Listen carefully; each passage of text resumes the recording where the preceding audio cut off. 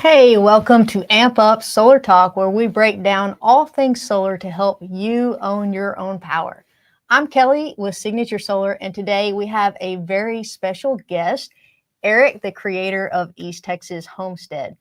Eric has built a thriving YouTube community built around DIY homestead and self-sufficiency. Eric is here today we're diving into his solar journey, where we'll be exploring lessons on first-time mistakes and big wins, and he'll share his best advice for beginners. Now, if you're watching live, be sure and share your questions in the chat.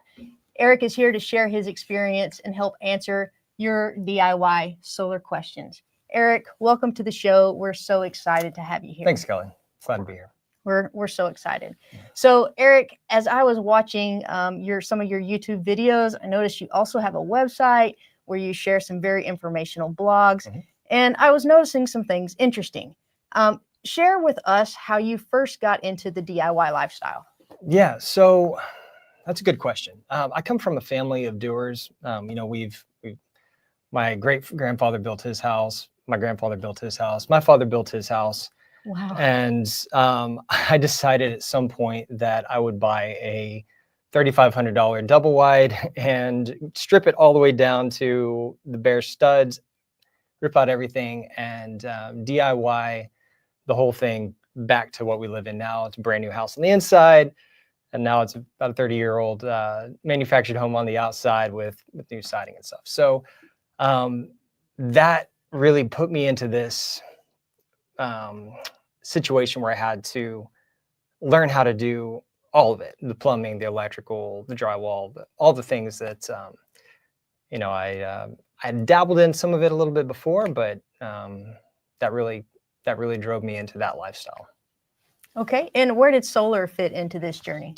So I've always liked the idea of solar, and it took a while to get to the point where the cost came down and the need and the cost met up with each other. And 2022, when the huge snowstorm came through Texas, we found ourselves without water, without power, and it was really bad. And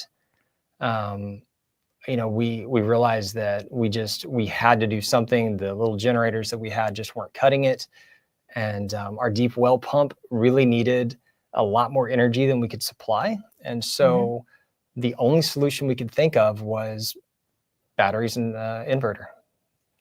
Okay. And so as you began to kind of piece your system together, where did you start? YouTube. I started on YouTube, and I spent a lot of time researching and looking at a lot of different options. And it wasn't until I found the EG4 released their old the 6000 EX that I found something that I thought would actually fit the bill for what I needed to do. And when I saw that, then I started putting together all the pieces and trying to build out a system that would work for taking our entire homestead off grid. And how did that originally work for you? It worked well. I built it out in phases. Although I purchased 3 units, I installed one, and then we partially used that, and then I installed a second one. And I was learning along the way, and then eventually got the third one installed. And at that point, I did end up having some issues. I'm not sure what was wrong with it, but I ended up having one of the inverters that didn't want to talk to the others or something, and I started having some issues at that point. Then I took advantage of the swap out program and upgraded to the 6000 XPs, and it's been fantastic. They're rock solid, and set it and forget it. So how long ago was it? I know the 6500s were just a few years back. How long has it been since you started solar? I guess, golly, I'd say probably 2 years since I really started that journey. My existing system, the way it is, has been installed, I guess, since February last year. So exactly a year. Okay, so 2 years since you started, and with the new system, a year. Where would you say you are on this journey? Would you say you're still learning, or Oh yeah. you mastered the biggest challenges? What does this look like to Yeah. you? No. I've always been a bit of a knowledge junkie, so I like to learn a little bit every day, and so it's been something where there's always something new coming out. There's always um, a new product or a new way to think through, like, oh man, I could reroute things this way or that way. And it's one of the things I love most about the solar DIY is it's kind of this choose your own adventure where um, there's 500 different ways you could do the same thing, and it just keeps it exciting. So now that you've come this far and you've learned so much, you say this choose your own adventure. If you had to do it all over again, is there something that you would go back and change? Yeah, I'd say probably the biggest thing was I probably would not have purchased really, really old used solar panels. Okay. Just because the footprint for the amount of power that you get almost doesn't make it worth it. Now, if you've got the space and an easy way to rack it all up, that's great. But it's, that's the biggest issue. So the adage, you get what you pay for. Yeah, you get what you pay for sure. I saved out a lot on the panels, but now I have to have so many more. The mounting hardware adds up. We added distance, and then just finding, and here in East Texas, finding enough sunshine. When you've got pine trees everywhere, it's for that amount of panels it's tough. Yeah. Okay, I see we've got a few questions coming in. Cindy Simmons asked, "Are you?" So I have a fully off-grid system, but no, I'm not. I'm grid connected. So the house is set up like a big UPS. So basically it's plugged into the grid, but is functioning as if it's its own unit. So we do have grid backup. So if the batteries are depleted, if they're not getting enough energy from the sun, then it just switches over and supplements from the grid. Due to the systems that we don't have the ability to backfeed because it is off grid as opposed to being a hybrid setup. So, but we do have we heavily utilize time of use to charge the batteries for free at night and then use them throughout the day. So I really like this question because someone thinking about designing their own system, how did you go about making your decision about deciding to be off grid or grid tied or hybrid? If I'm not mistaken, the 6000 EXs were hybrid units. I can't remember, to be honest, but I never really had the intention because before I even started, I had a free nights plan. And so my intention all along was to just charge the batteries and then utilize that free energy throughout the day. So that wasn't really a factor. And then whenever I upgraded to the 6000 XPs, it was they didn't have that feature. So maybe someday. I like the idea of being able to sell back and supplement the grid. I think it's a cool concept. Okay. We have another question from Mark. Did you make your own rack? No. In fact, I still do not have the vast majority of my, and by rack, I guess we're talking about just a solar ground mount or. I would assume so. Yeah, I'm only utilizing just a handful of panels at the moment. Very, very, very few. And so, no, I did not. But I do have, I've got some big plans that on the channel, if you go subscribe, do a little shameless plug there. We do have a lot of big projects coming up, one of which should be, assuming things don't change, and things are always changing, a large porch design with a solar array on top. Okay. We have another question. Do you have a backup generator with your solution for cloudy days and what size? Yes. So cloudy days don't really affect us due to the situation. And of course, everybody's a little bit different. But I do, I live by 2 is 1 and 1 is none. And so I do have backup generators. I had the first backup generator, I had one. And back when the snow hit in 2022 and all the deep freeze, snowpocalypse, if you will, the generator failed me on that day when it was so cold that the aluminum snapped, and the fuel line was not something I could repair. And so I learned right there, 2 generators is better than one. And that was, once again, one of those reasons to go back. But yes, I do utilize the generator. And so when the power goes out, and I don't, even if it's sunny or not, we can utilize stored gas in the generators to charge the system using the charge inverter and just go straight into the batteries. Okay. So tell us how that works, using your generator and the charge inverter for your batteries. Yeah, I do have videos on this topic. Probably just search charge inverter, but the basic, the simple form of it is I've got a cable that goes from the generator outside my barn to a dedicated plug inside the barn, and it just plugs into that, and then the charge inverter plugs into the other side of it. It's basically just a way to connect through the wall. And then the charger, or the generator then just feeds the charge inverter, which is just a big inverter that can convert the AC to DC and goes to the batteries. And at about 5,000 watts, it just keeps them topped off. So what would be the benefit of having the charge inverter between that system instead of just using the generator for your system? So using a generator is perfectly fine. We've done that a lot as well. But if I charge the batteries, then my house can continue to function as normal instead of running extension cords into the house or trying to backfeed into the house some way through the generator.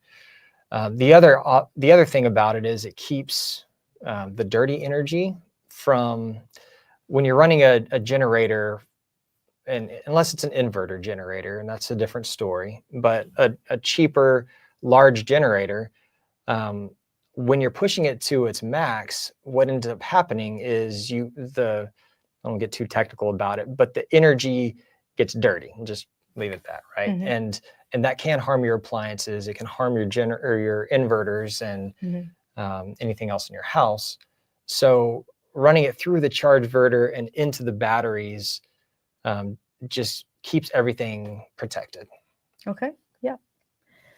Adam DeLay would like to know, how much battery capacity do you have?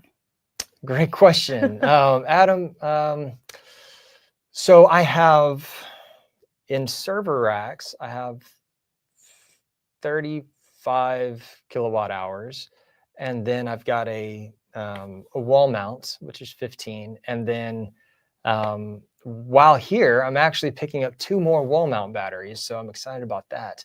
I'm going to pick those up and install them, and I'll do a whole new build and redo my entire system again, which is a lot of fun. I'm excited about that. Clean it up and go from there. So at that point, see, that'll be 75, 80, if I'm doing the math right, I think 80 kilowatt hours.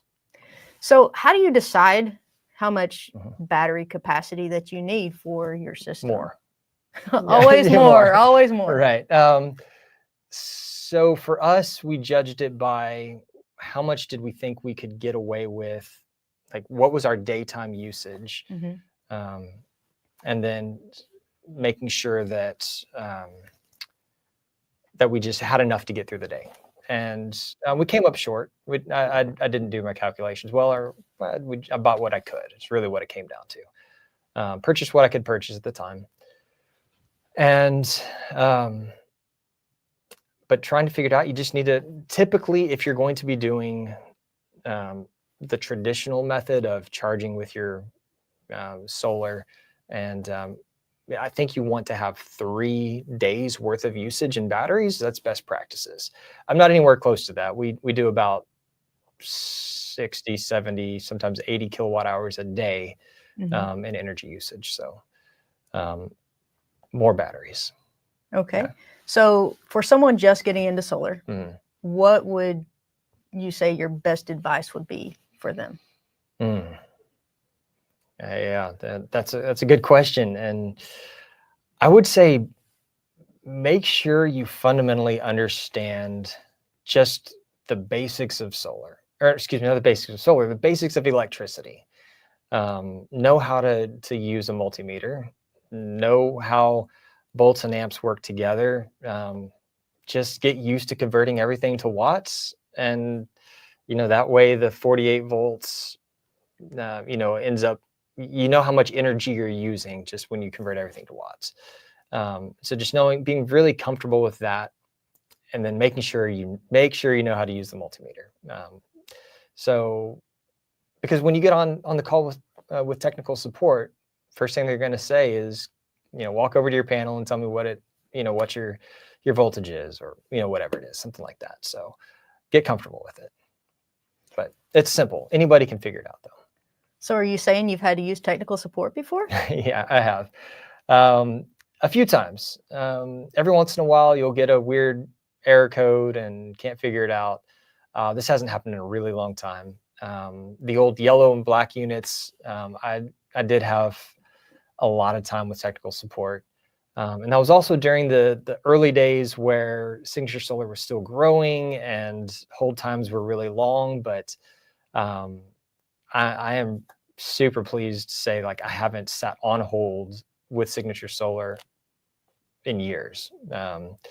I've called and I'd speak to someone directly. And so I think if anybody's still holding on to Signature Solar's, technical support is slow, man, you just on the other side of these doors is a massive room with lots and lots of staff waiting to answer the phone and give you good support. I appreciate you saying that. Yeah. So we have another question here from Aberama Gold. Are you saving money in the long run? Great question.